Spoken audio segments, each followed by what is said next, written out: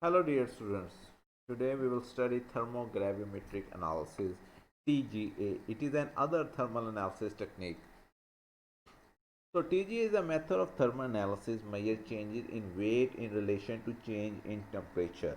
So from the definition you can uh, guess something that it is something that you are heating and then there is change in weight of the substance and you can measure it.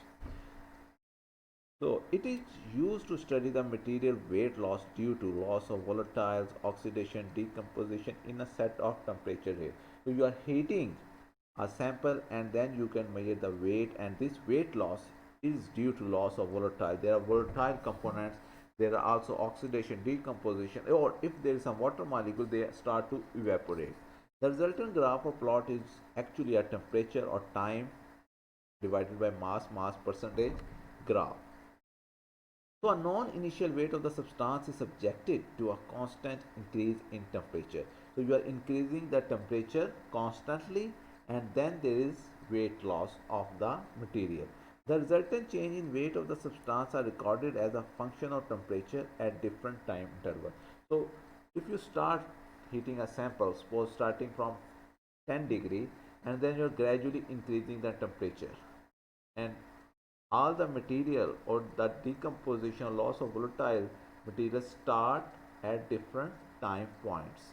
Suppose the weight of the substance start to reduce or start decomposition from 100, 200, 300, okay, but you are increasing the temperature gradually. It is a technique in which the mass of substance is measured as a function of temperature while the substance is subjected to a controlled temperature program. So these all are definitions of TGA. So you are measuring the change in weight of a substance by heating it. So this is the simplest definition which I tell you. It is used for in analysis of volatile product, gaseous product lost during the reaction in thermoplastic, thermostats, elastometers, composites, film, fiber coating, paint, etc. So it is used for analysis of these materials. So like paint, if we are talking about paint, so if you start heating the paint, what will happen? It will start to dry, or the alcohol or any dye they start to decompose and it will evaporate, and you will see a weight change or weight loss. So now we will take a supposed example that we have one molecule which is MCO3.2H2. Okay, so we are heating this, and then from A to B we will lose one water molecule. First of all we have two, then we lost one water molecule.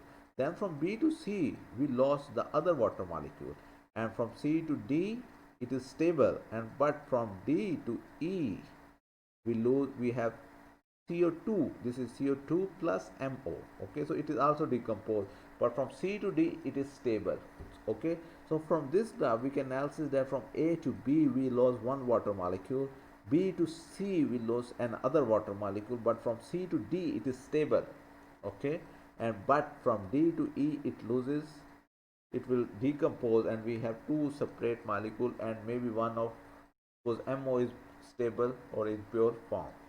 So the thermal stability of given sample can be predicted using TG and is used to determine the composition of given sample. So you can start to hit anything, and then after certain temperature you will see weight loss, and also you will see decomposition or loss of volatile or because of oxidation, decomposition. These all are the phenomena during which usually a substance decompose.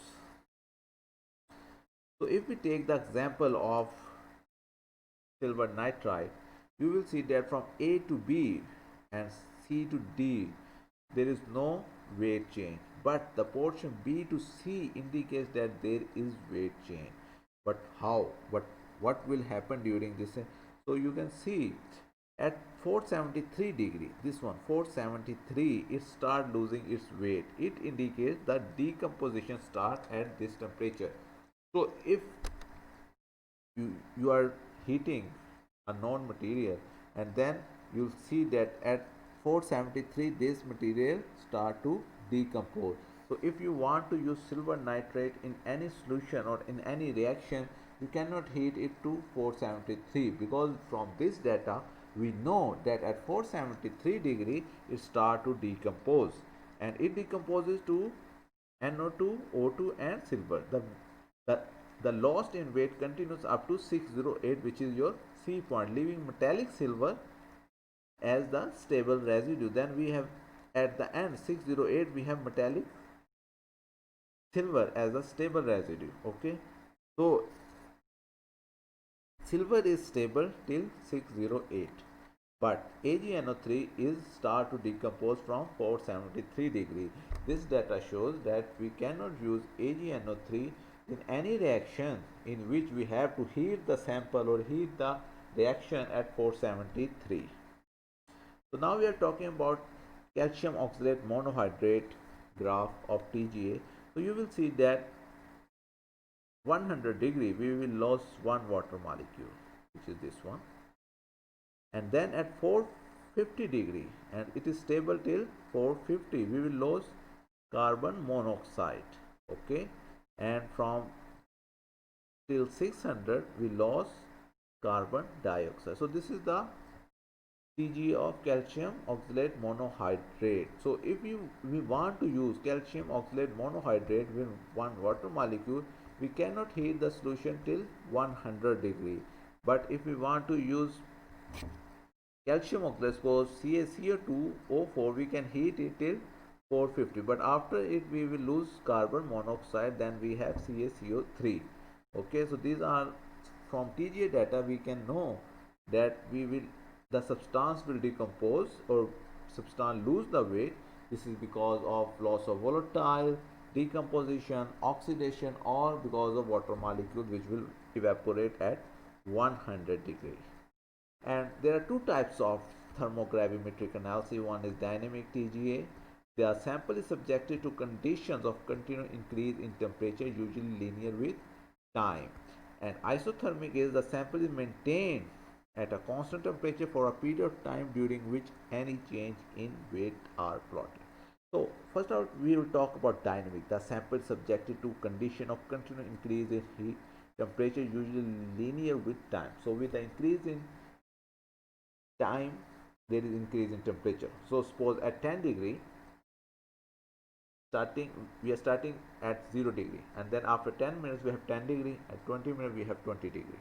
Okay, so there is gradual increase with time. But in isothermic we take a constant temperature, so you start to at 450 degree and wait until you will see a weight loss. Okay, you maintain that temperature at a constant temperature for a period of time, suppose for 1 or 2 hours, and you will see what happened with your sample.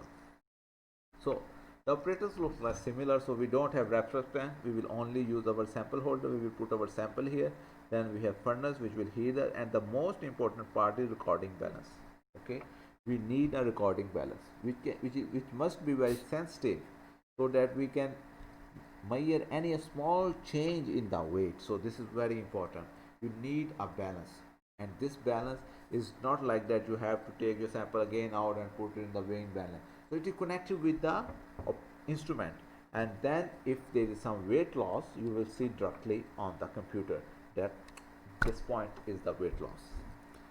So we have atmosphere control is same, that we have to put some nitrogen which is inert, and we have to take out all the gases which take part in the, or we can produce heat. Okay, sorry. And now what is the instrument? A sample pan made of glass, quartz, aluminum, stainless steel. So these all are inert material. A furnace for heating the given sample at a high temperature. You have to heat your sample, you need a furnace. And appropriate precision balance which are continuously monitor the sample. So you need a balance which can monitor your sample continuously during heating. The pan resides in a furnace and heated or cooled during the experiment. A sample per gas controls the sample environment. You need to inject some inert gas inside, or any inert gas like nitrogen. They will pull out all the gases which take part or which can cause or which can do any reaction with the sample.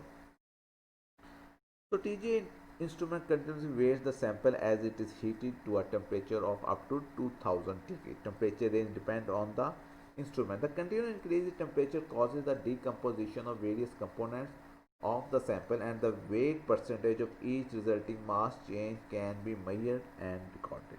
Okay, so if there is any change, you can measure and you can record it. Several modern and analytical balances are commercially available. So you can use a variety of balance which are more sensitive and which are more expensive also. So we have different type of balances which are analytical and micro balance. You can measure with many, you can start from 0.00045 digits after zero, after point. In general, the balance is designated so that the change in sample weight generates an electrical signal proportional to the weight change. The electrical signal is transformed into the weight or weight loss by the data processing system and plotted on y-axis of the thermal curve.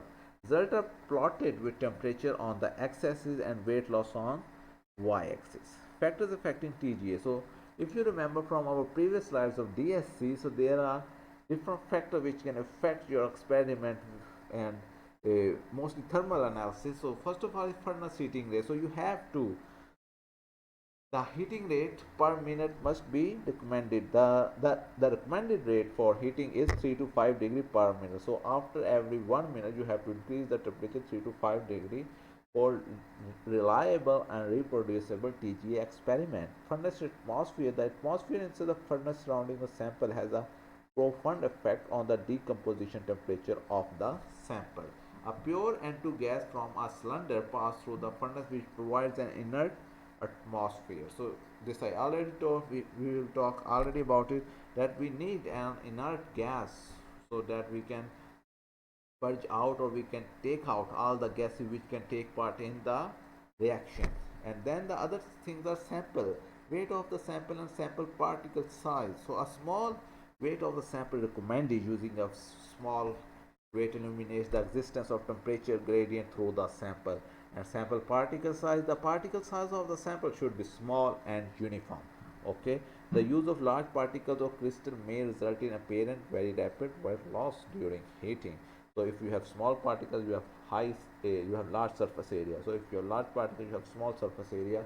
So that's why you have to need small particle size to increase the surface area.